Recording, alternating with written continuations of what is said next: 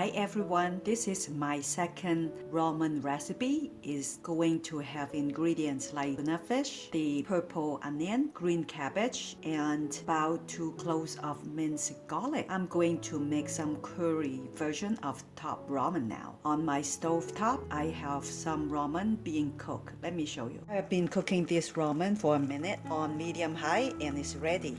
If you like your noodles softer, you might want to cook it longer, but I like mine al dente. My noodle comes with this non-MSG seasoning that I'm going to use a little. It's because I'm going to have my own seasoning. I'm going to turn these ramen noodles into curry. That's all I'm going to use. Oh, I forgot to mention, since I'm going to use curry for this, we also need to have the curry seasoning. Okay, I have my pot on medium-high heat, and I'm going to put in some oil. You can use any kind you want. About 3 tablespoons. I'm going to cook the garlic and onion first until everything fragrant before I put in my cabbage. Okay, after the onions get translucent, and then the next thing you want to put in is green cabbage. It looks like I need a little more oil.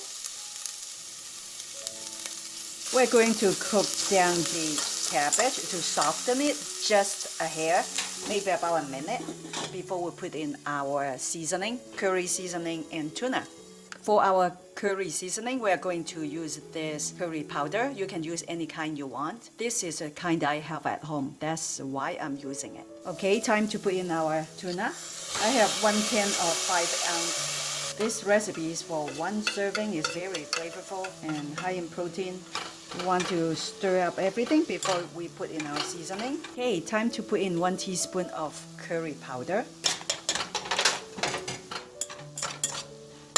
If it seems a little dry, put another tablespoon of oil. Actually, my mixture looks like I don't have enough curry powder, so I'm going to go ahead and put in another teaspoon.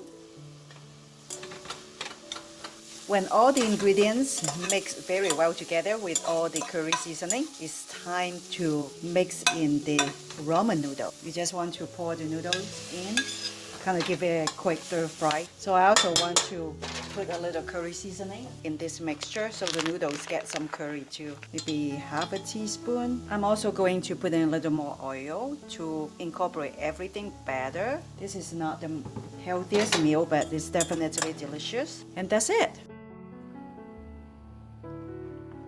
This curry ramen fried noodles taste so delicious. Every single bite is full of curry flavor and it's so easy and so cheap to make. I hope you will try this at home.